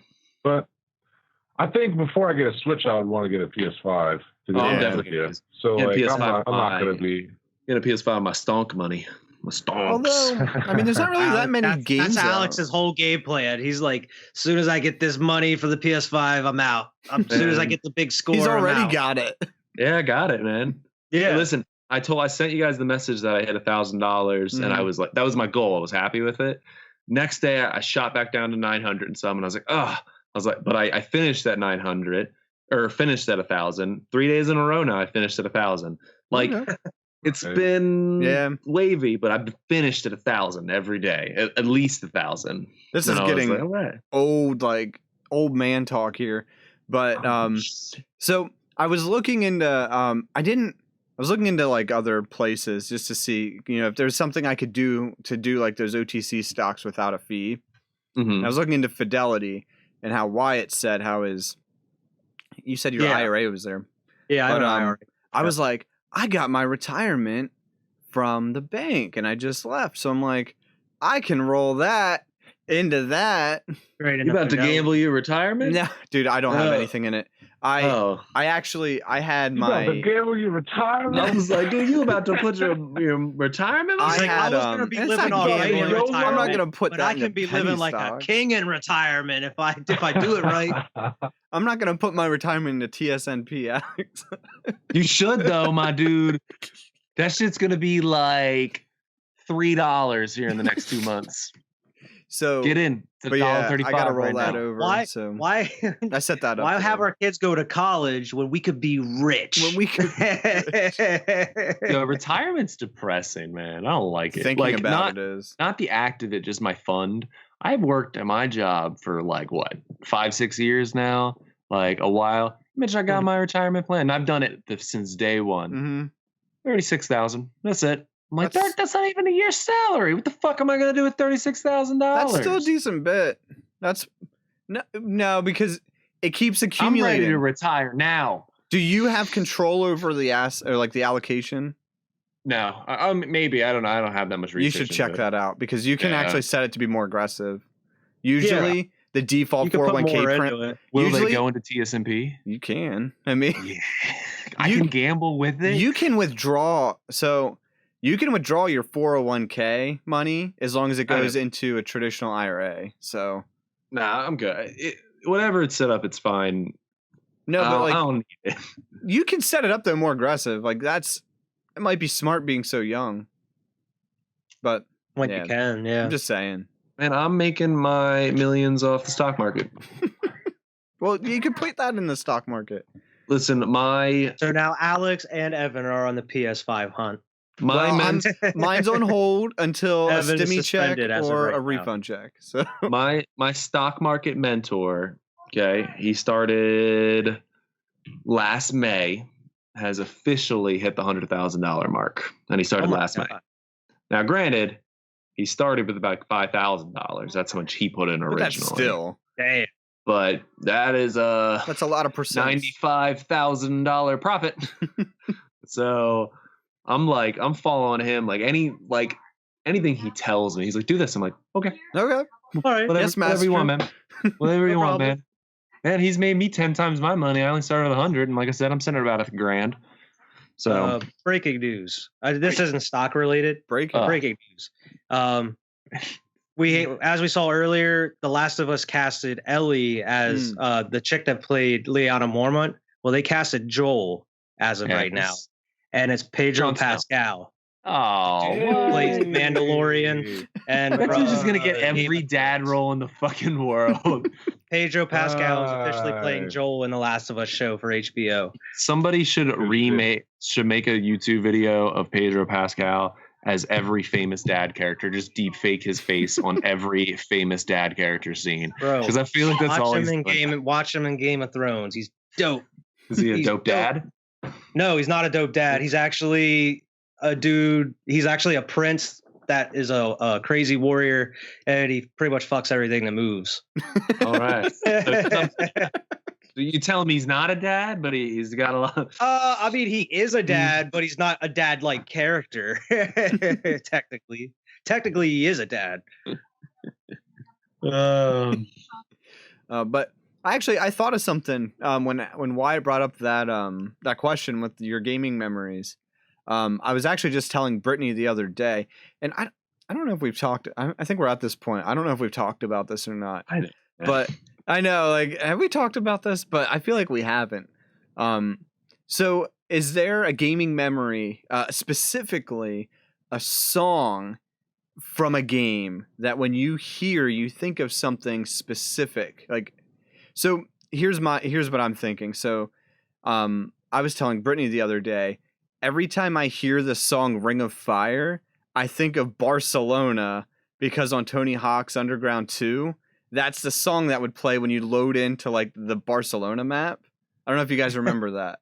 I don't, but you don't remember it? I can't think of it right now. Every time I think of I hear Ring of Fire, for some reason, I just remember like dropping in as whatever character I was playing, and then like I just see like the bull running, and then yeah.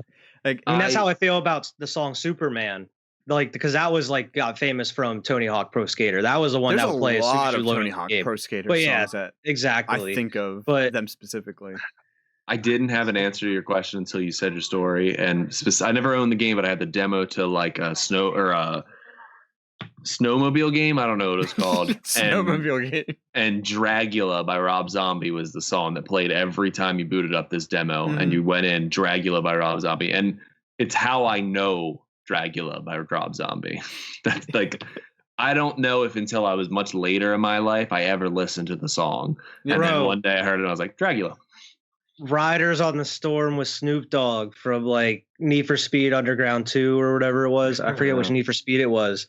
Dude, that was a dope song goes in. It was my like head the Doors and Snoop Dogg. Need for Speed. Woo-hoo-hoo. You got Need for Speed. Mine's probably like weird because it's super recent, and I also like, what is this now? Probably like back in 2013 or whatever. I had this Spotify playlist that was just GTA 5 songs, and that one song that's like, hold up, hold up. Like over and over, like with Nipsey Hussle, I don't even know who Marlon Bands is, but that's the dude that sings the song.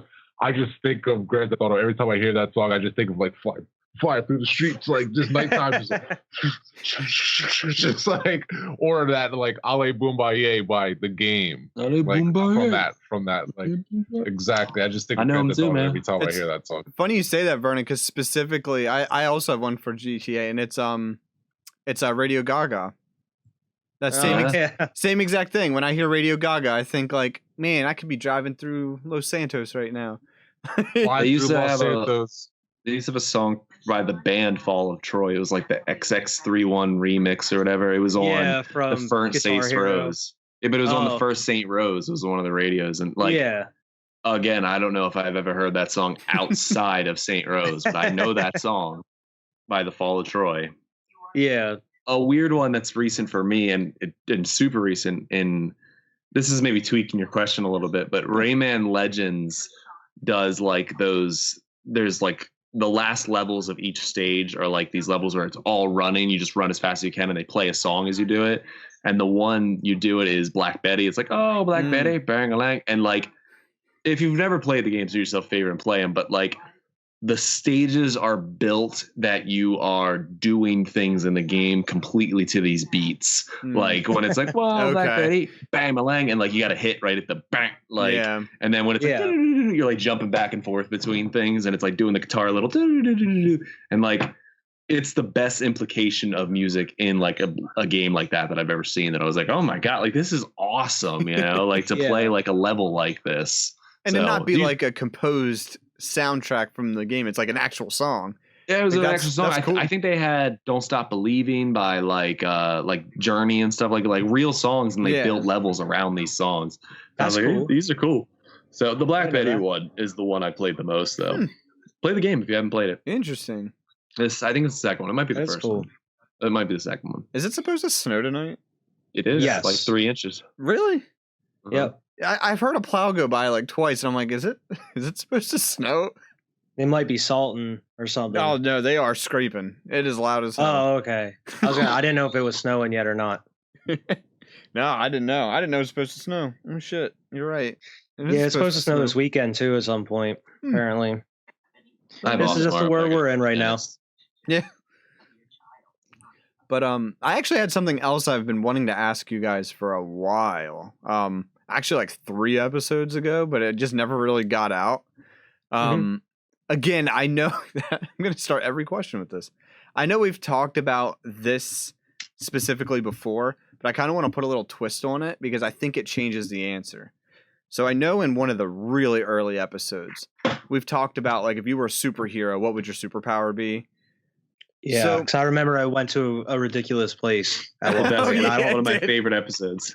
I don't remember exactly what it wasn't superpowers though. I'm pretty sure it was cybernetic parts. Oh yeah, it was. It was like cybernetic butt or whatever we were talking about. Cybernetic butt. I remember that. But anyway, I want to put a simple twist on it because I think it changes the answer. What would your superpower be if you were a super villain? Oh, because like me. Like my superpower for like a superhero would be like I don't know, my superpower would be teleportation. Like that's just what I always wanted to do.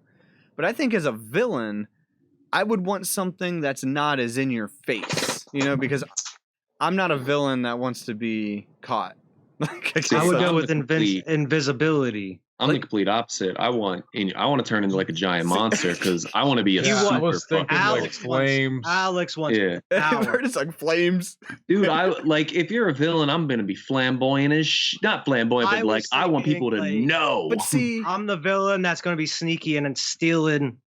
Like we gonna go and get like this prized artifacts or like you break it into the. I'll just take a visit. I'm trying to fight the Avengers. Nobody can see. Yeah. As I sit today, I'm gonna have flames coming out. Everything. I know my pride is like the most important thing to me today. So I imagine if I was a supervillain, it would be the same way. I'm like, I gotta kill these motherfucking Avengers. Always making me look like a fool. See, I'm the total opposite. You guys will be out there fighting the Avengers. I'll be in the jewelry store, be like, these guys fighting the Avengers again. Just like I'll hit like a PlayStation. 2 big scores a year or something. I'll hit like 2 huge places, get enough, and then roll out. I'll be invisible. See, and Alex be in and out of jail. And then I'll see you guys fighting the Avengers on TV, and like these fucking guys at it again. I'm trying to be like this Green side. Goblin. This side of the podcast has the right idea. This side, man, you guys are gonna get caught and killed. Superheroes don't kill. Well, so like you guys see, you're gonna rot in jail. 2 kinds of villains at that point. Listen, y'all thinking power. You guys want the power. You want to be the villain. Like, I want to be Doctor fucking Doom. I want to own a city. Yes. I want to have a fucking continent named after me. I just want to win. I just want to get the dough and live comfortably. See, I feel like you small time villains like fucking Kangaroo Man or something, like just breaking into jewelry stores or shit. Like, what's the point of all that power, man? You gonna steal some diamonds? I'm not in it for the power. I'm in it for just get rich as shit and leave the country and retire. All right. Man. So here was my power. So not Alex, what kind of actually spewed this on was, since I've been watching Umbrella Academy, I want Allison's power. I just want to tell anyone to be able to do whatever I want. Yeah. Like kind of like almost like mind control, like, so you a sidekick. No, that's not a sidekick power. No. Yeah, man. Because I'm going to be pretty like, arm candy. You will be sitting there and be like, tell him to do that. I'm going to be like, I heard a rumor that I'm president. And guess what? I got all the power in the USA. Hey, but only that person believes you. No, okay. Well, it's not that simple. All right. Watch there's going to be steps. This is an elaborate plan. This isn't an overnight thing. I'm not busting in like you guys and tearing down City Hall. You can broadcast it on TV. No, it's not Wonder Woman. She's got to touch him. He's got a different power. Okay, I didn't know. You got to touch him, and like you're gonna be spending the rest of the fucking life. No, she's got to be near him, doesn't she? Be near Just hold massive rallies and touch everybody that comes. Yeah, be Donald Trump. President. I'm president. Yeah, it would be Donald Trump. I'm president. I'm president. And then everybody will just believe you and make you president. Except it'll work for me. Years later, they'll realize what they've done, and then you're out. It'll work for you. You're saying it didn't work for the former president of the United States, Donald Trump? Not the second time when he kept saying he was president. It worked president. the first time, man. You only got to be president once. But he actually won the first time. That's what I'm saying. It's going to take 4 years for them to figure you out, and then you're gone. Yeah, but man, I'm with Vernon. I want to destroy the Avengers. My way of being a villain, I guess I don't aspire to be a super villain, I don't aspire to get my ass kicked every time I want to fight the Avengers. Every episode, they're gonna always win, and I know how the credits are gonna roll. I'm gonna be the loser. In our fictional world, I want to put it more realistic, and they aren't gonna beat me all the time. All right. Listen, superheroes, they're always gonna beat you. They're written to beat you. That's the mindset all the supervillains have, Alex. I'm not gonna be beaten this time. I'm stronger than them. I'm gonna beat them. Yeah. I think me and Evan are thinking logically. All right, here's my question. It's a good thing that criminals aren't smart most of the time. Most criminals aren't smart. It's the definition of insanity. Don't get away with it. Doing the same thing over and over, expecting different results, but you're gonna keep losing to the superheroes. I'm thinking of a few specific supervillains that I want to be like.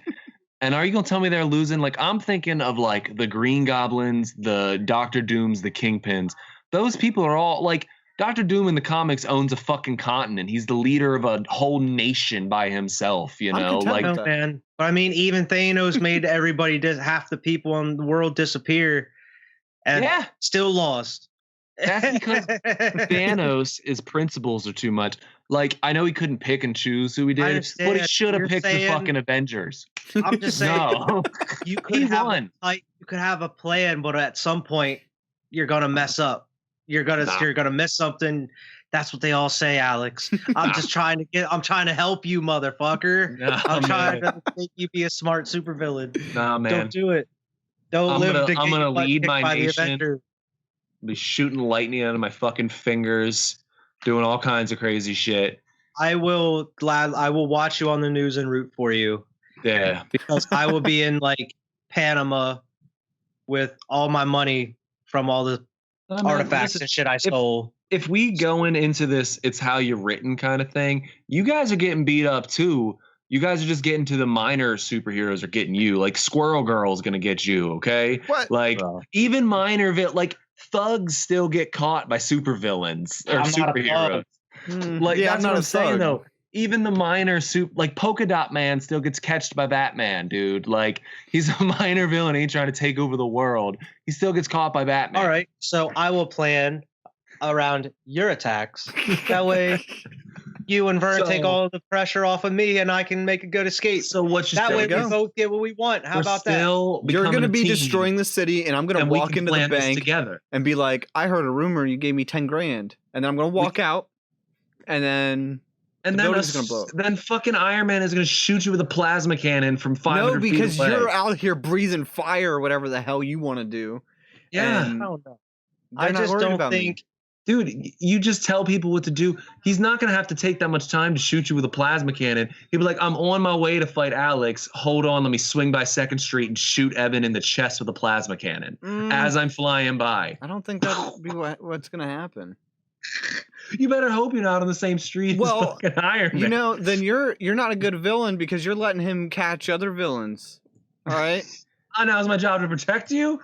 Oh, I mean, I thought we were on the same page. I think any way we look at it as a villain, we're going to lose in some way or another. Sure. But I think we've just developed a racket here where me and Vernon and you guys are going to be waves and fucking like as we plan it, we have to plan with you on where you'll be. Like, I'm going to draw them downtown. Yeah. Make sure you're uptown. I'll be up to exactly. Yeah. And like, this is Iron Man's route on his way to get me. So I think it's funny that like in all of this too, I feel like me and Wyatt have very little risk because you guys are the ones that they really want. Oh shit. Again, man, you guys might get taken down by B heroes, man. You might be getting hit down by fucking like Speedy and Squirrel Girl and fucking. But my goal is to not even be on their radar. I guess that's how I think of it. Like, yeah, I don't even want people to know. Like, I want to look like freaking. You just want to be a white collar criminal. You know, nobody. You just want to be a white collar. Nobody's gonna know. I want to look like It'll be Evan like Griffey Ocean's 11 and not freaking Fireman. You know, it's way easier than Ocean 11 because I'll be invisible. They won't even see my ass. You see Thanos and you look at him, you're like, he's a villain. You look at me, and I'm no threat. Do I look threatening? Lightning. I wouldn't even call me a villain. I'm just like a thief. I want lightning shooting out of my fingers, a horrible disfiguring scar going down my face. Fucking. My eyes are starting all bloodshot and pupil ridden. Like, I want people to see me and be like, fuck, that dude's a villain. That dude's a villain. That dude is up to no good. Yeah. I want to look like Rickety Cricket, but cool, man. Like, like I've been through some shit. Oh my God. We should make a villain like that. He's just like ugly as shit. Like, he's just like a human. That's ugly as shit. It's Dr. Doom. His face. Yeah, but he wears a mask. I'm wearing a mask. You're gonna wear a mask? Hell yeah, Phantom of the Opera shit. But I thought you were just gonna wear no mask, just out in the open. Just look at me. Look at me. My power is gonna be that stinky ass breath from SpongeBob. Be like, am I the ugly? You're not ugly. I'm ugly and I'm proud. I'm ugly and I'm proud. And the Avengers will still come and kick my ass. But, I don't even want to punch him. This poor guy. Tony Stark's like, you can't get much worse for him, man. Don't worry about it. So Alex, your villain power was to just be huge? No, I want to transform into a monster. Okay. Like a big monster. Just a big ass monster. But I want to monster. transform. I don't want to be a big monster. I want the ability to transform into said monster. Okay. Can you choose different monsters? Or you just like your power is just this monster? Like you just happen to be able to turn into like a big dinosaur or something. No, I don't want dinosaur. I want like something cool, like Venom. You know, where like he is a human, but he can turn into like a monster. Like he could turn into Venom. Or I know you guys don't super follow. Are you gonna be yourself when you turn, or is it gonna be a whole other personality? No, I don't want to be like Hulk. I want to be like me still. You're in control. Okay. Yeah, like, you know it's. I'm already a supervillain. I don't want to be like the dual complexity and people feel bad for me and shit. No, like. I want to be a big old asshole. He's a trapped human. Yeah, like I don't want to be a trapped human in like a Dr. and Jack, Mr. Hyde shit. No. I want to just like flame on and be a fucking huge flaming fireball demon monster. Like, I have a minor inconvenience at Starbucks, and I will destroy this Starbucks. Just like, oh yeah, and just fuck this shit up. That's what I want. There's only one espresso shot in my latte. Like, no, it's not enough. That's what I want. I want to be like, if you look up, not like the suited Green Goblin, but there's like the Ultimate Spider-Man Green Goblin, and he's like an actual creature. I want to be like him. I want to shoot like flames from my fucking hands, like. But I have to keep my intelligence because I want to be able to build shit, or at least threaten people to build me cool science shit. So, I think if I wanted to be a villain like that, I think I'd like to be just like. Really, I know this sounds lame, but I feel like almost like Superman, where I don't look strong, but like I'll destroy you just by blasting you or disintegrating you or something. I feel like that'd be threatening too. Like if I had to be a destructive, I would probably want to be like a Black Adam type. You guys are like inconspicuous, man. You just like to be. I want the element of surprise. I don't want people. But you only get that once, man, and then you're fucking gonna know. Well, yeah, but I mean, like, powers wise, like, I would want to have like super strength, flight, like powers like Superman or like Black Adam, like electricity or some shit. If I get to pick like a character to be, I want like Dr. Manhattan. I just want to be able to control. Fuck, I want to do Dr. Manhattan. Have you ever read Watchmen, Evan? No, I haven't read Watchmen. No. He can do whatever the hell he wants. Like he is a literal god among men. He can right. Opie. He can destroy just people just by like pointing at them. Yeah, that's okay. Planets. He pretty much controls that. I'll be Beerus, all right? Like let's just do that. Man, I'll even take Beerus. I'll take Dr. Manhattan over Beerus, man. Well, okay. He pretty much just controls matter, like as like everything. Yeah. Yeah, I would. Yeah, I'll take. You would be. I would be him out of any. Yeah. He can't be hurt. He doesn't age. He doesn't get killed. Like you can't shoot him. He can't do anything. He can multiply himself. He can grow huge if he can go back and forth in time. Like he's completely. He just wins. Oh yeah, man. Yeah. Now, The Watchmen. You should read it. It's fantastic. It's not about winning. If not, watch the movie. Bro. Yeah, watch the movie. It's not about winning or losing. It's about. No. I don't even. Just watch it. It's Okay. He is OP. He is the strongest character. There's like one of the most famous scenes with him is he gets sick of everything. Like he gets bombarded and he like teleports himself like up to Mars. And he's just chilling, meditating on Mars. And then like he like makes some crazy like metal contraption like base around himself as he's meditating. Like that's like he can literally do anything, dude. Yeah. He controls matter itself. Yeah. And he just doesn't really have any emotions. Like that's he's the very downfall. calculated. He's just calculated. See, but I don't give his downfalls. I still want me. I just want to be him. Exactly. But like, he's like very emotionless. The crazy thing is as a superhero, I wouldn't want those powers. I don't want to be that guy. That's too much power to contain as a good person. But if I'm a super villain and I'm evil, that's like I'm just fuck. Yeah, like fuck y'all, and I'll end the entire universe if I fucking want to, you know. But bow to me. Would you? You want it to end? Would you destroy everything? He can bring it back. Though, man. I guess. Okay. He is literally a god. Let me dial this back. Minus Dr. Manhattan, if you were a universing busting villain, like. You could destroy planets, lives. You could destroy the universe. Would you? If you couldn't bring it back, you know, you're just a destructive force. In your scenario, is there more universes than just what we live on right now? Like, can I go somewhere? Can I go somewhere else? I don't know, man. Because in that case, I would. If no, but then what? No. And then what? Destroy them? Like what? Maybe when I get sick of them. Okay, what happens if you run out? No, he's like. I know we're talking about a fictional universe, but the universe doesn't run out, man. I don't know. I mean, it could. All right, then no. I mean, you just got to find. You never blow up. You just make them bow to you. Let's assume you don't. You have to demonstrate that you can, though.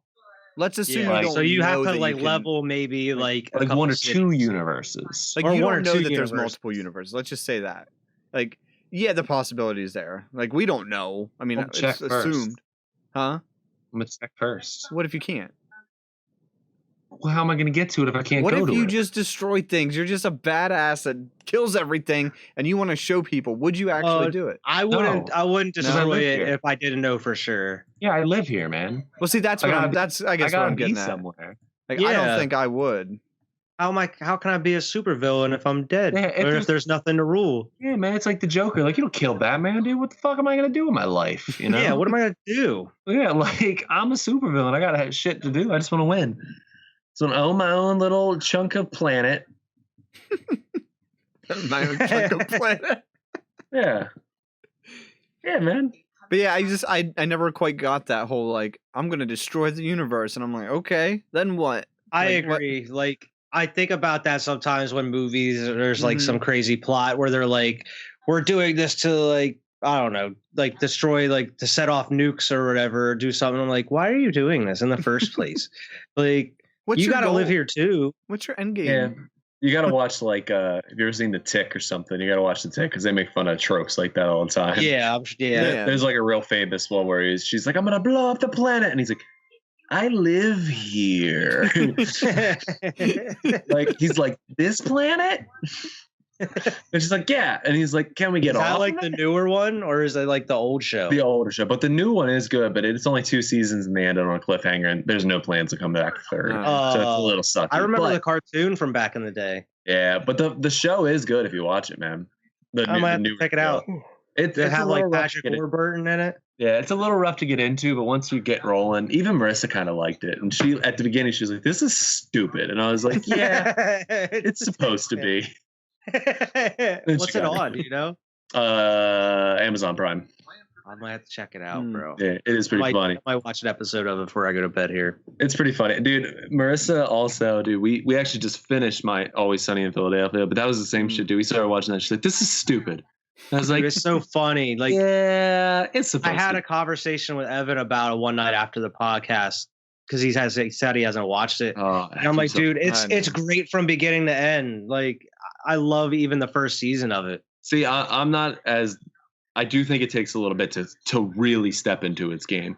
I would say by the time Frank gets there, like, not that the first season's not. That's kind of what Wyatt said. Yeah, but by the time Frank gets especially when Frank gets there, hilariously funny when Frank gets children, your mother's a whore. No, children, you're crackheads. You're crackheads, children. Oh yeah! Great. When he comes out of the couch and he's butt fucking naked, and he's coming out of the couch like a slug. Episode. I can't breathe in there. He's like Harry coming out of that rhino, dude. He's like. I just want to say, it's a real quick joke. They send him back to his office, like his old firm, and they're like trying to prove that he's an asshole. And they're like, you're going to stay here and you're going to listen to these people talk about how much of an asshole you are. And he's like, I'm going to sew myself into the couch. And they're like, what? He's like, I'm going to sew myself into the couch. And they're like, well, you don't need to do that. Just go there and like listen to it.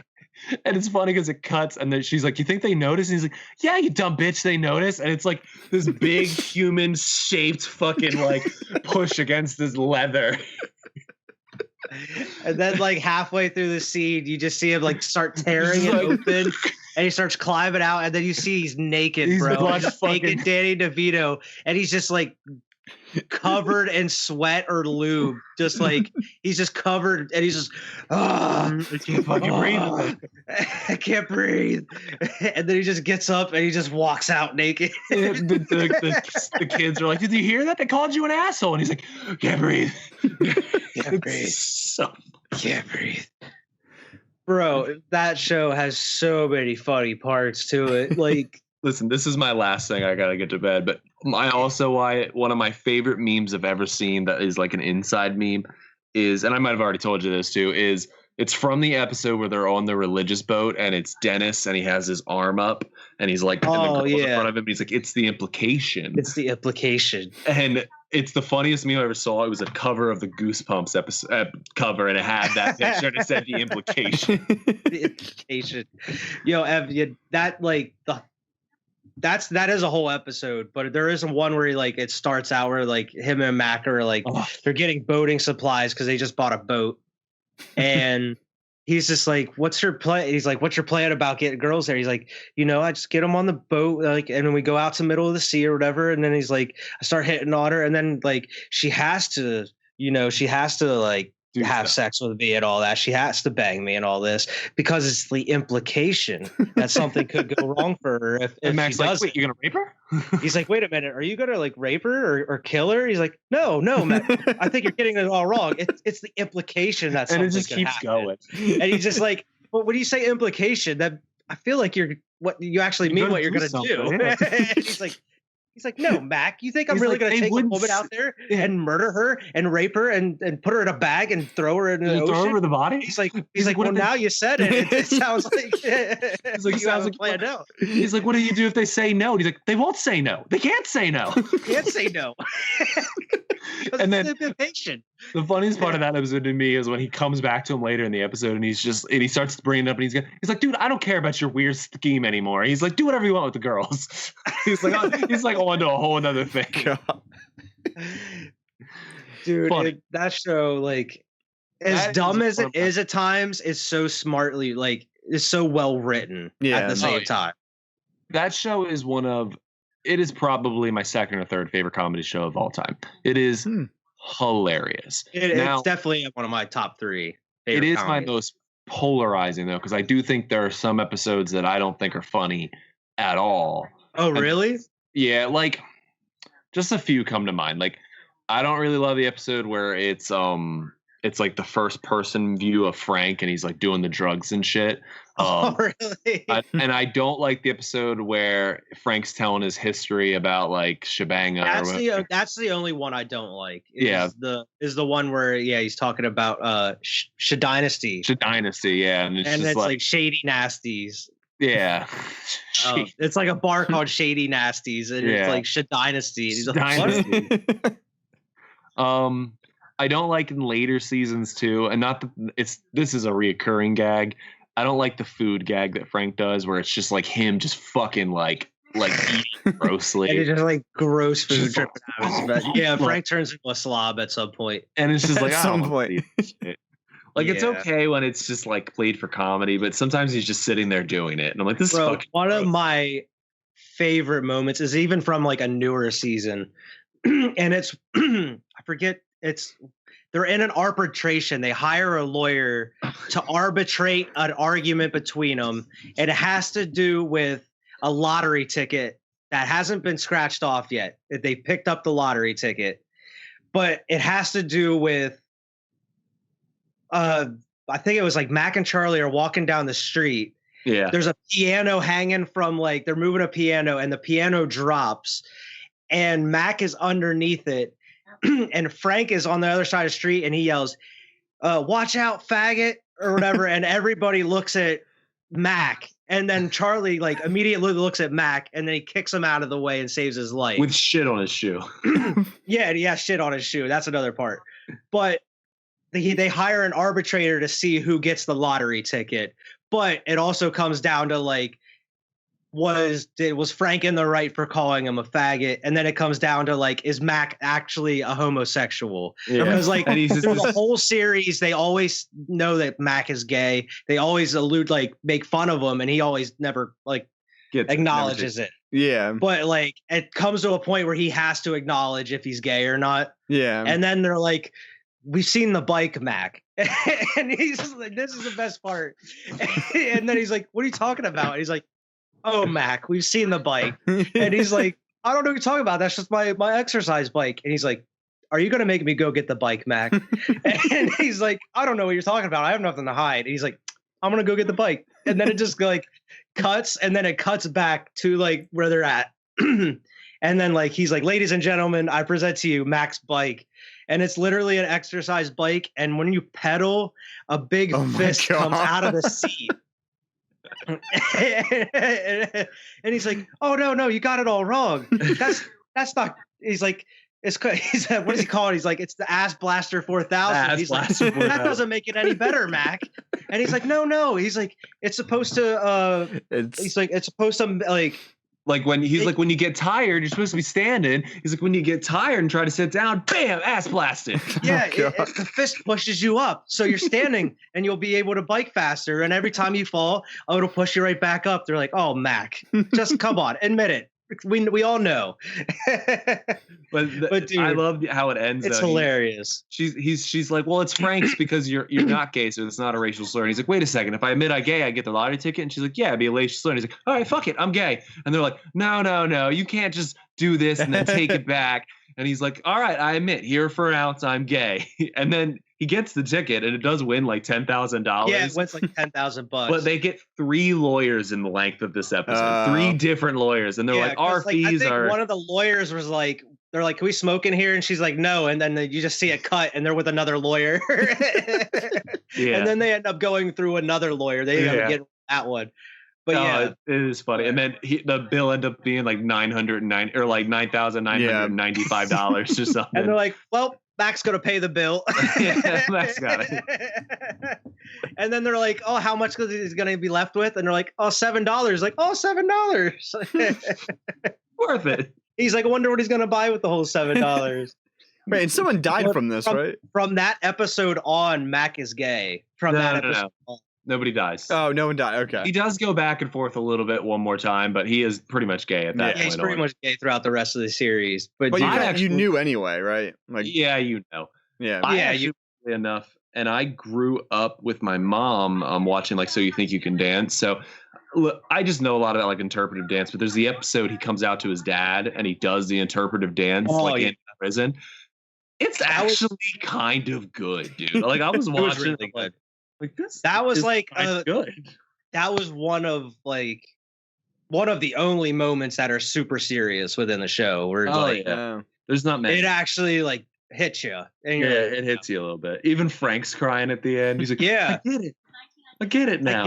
Yeah, because like Frank just doesn't understand being gay. Yeah, and then like through the interpretive dance, like Frank is kind of like Mac's father figure because Mac's father's in prison. And he does the interpretive dance for him to prove, like, tell him that he's gay. He comes out to him. Yeah. But like Frank at the end, he's like, I get it now. And like it's crying. Like he's crying, dude. But like the whole time, you're like, damn, this is heavy. Dude, the interpretive dance is good, man. It is. Very it's really good. Watch it, Evan. Do yourself a favor. I know. I just gotta set aside time to watch 15 seasons or so. It has a lot of rewatchability too. Dude, I might start watching it again. It has a lot of watchability. Just finished it. Like just finished it. Yeah. And the laser tag episode that's the last episode that's out, right? The laser tag episode? I think so, yeah. Yeah. That's the last one I saw. And they already renewed for like 2 or 3 more seasons. Yeah. It's like the longest running like live action comedy. Yeah.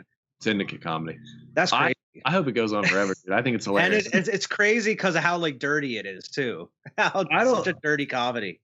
I don't think it's missed a beat, man. Like again, I think there's episodes that are just fine, but they're hit and miss sometimes. But I think even the bad ones they have funny moments in them, you know. Again, that's what happens when you're on for 15 years. You know? Absolutely. You're gonna get some bad ones. There's just a few episodes that I don't really like. I don't really like. There's a stretch between like season 3 and like 10 or so, 12, or 11 maybe. or 12, where it's just quality the whole way fucking through. It's fun. It's funny as hell. I can't recommend that show enough, dude. When you do your reviews, which we're doing reviews too, the Bruising Reviews thing. Which, by the way, I know you said you're looking for a way to do your reviews. If you'd, I'd like to put Tap That under thing. If you'd like to do it under that, if you don't think of your own, that's fine. We should compile a top 10 Sunny episode list, man. I think it'd be funny. Oh my god, dude, it would be so hard. I feel. I think between the two of us, if we each come with 10 and then we dwindle it down, you know, we could probably get the top. Because you gotta have some. That'd be a good idea. In there. Yeah, you gotta have some classics. People love lists. The Nightman Cometh. You can't go wrong with a top 10 list. Yeah, can't go wrong on YouTube, dude. I watch the top 10 lists. Dude, I do too. Almost every day on YouTube. Every time. All the time. It'd be stupid shit. Yeah, I've seen like top 10 like Godzilla movies or like B movies that like I've never even watched. I'll watch top 10 lists for things that I will never ever apply to in my life. But yeah, dude, I watch it on I think Outside Xbox does it, and they always do like video game top 10 lists. And right before they do the list, they always say beware spoilers for these games, and they go through the list of every game they're going to talk about. I purposely don't watch those like spoiler lists, really, because I don't care, dude. I'm like at this point, if it's a game you're talking about, you know, like it's old enough that I don't give a shit anymore, you know, I don't want the list to be spoiled for me, so I won't watch what they're going to spoil. Like I don't want to know what's coming up, so I don't watch the spoiler list. I get that. I can understand that, because then the whole list is ruined. Yeah. If I see something that I do want to see, I'll just scroll through it, you know, like how many things have you seen lately that have completely been unspoiler free? Like you always hear like little inklings of things, you know, especially if you wait for a little bit to get to it. I ruined something in Umbrella Academy the other day. It was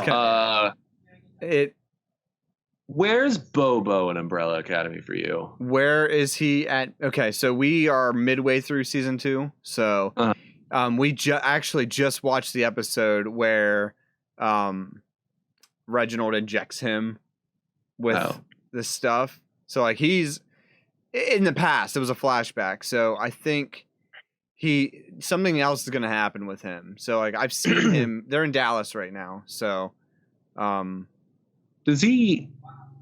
I don't want to. You don't have to say. Okay, he scratched 5 in one episode, and then they did the whole flashback thing where they show him like going to space, and then the shuttle blowing up, and then they bring him back to life, kind of like what they did with Luther. No, it was a flashback. It wasn't. It might happen in season. I'm trying to think if it happens in season 1. Well, I finished season 1, so I know, but I don't know if it happens. Well, season 1 he dies. So all right, yeah, they pin him up to the wall. Yeah, because freaking what's her name just. Okay. Yeah. I spoiled that before I saw that because I bought the comic. I have the comic book, and literally I just wanted to look at the art, and I opened it, and it was it's this big picture in it of just Boba stuck to the wall. Yo, Alex sucks. What's up? Zach LaVine and Kobe White made history tonight. Oh, what happened, man? Zach LaVine and Kobe White both made 8 3-pointers tonight in the game. Hell and they're the first duo in NBA history to both make 8 3-pointers in the same game. Wow, I'm surprised, actually. Good for them, man. Dude, you might not keep Zach LaVine for much longer, though. But don't say that. I'm sorry. We built it around him. No, he's too old. He's not too. What do you mean? He's like 24. I think he's like 26, but you're probably right. I don't think so, dude. He's too old. Too old. That's younger than us. Bro, I know. That's too old in the sporting world. I know. Isn't that crazy to think about? He's 25. The Bulls ain't ready to contend next year. He's young, bro. Year what after. do you mean? People you traded for James Harden's like 30. Bro, hold on. I'm not trying to hate on Zach LaVine or the Bulls, first off. I think he's a great player.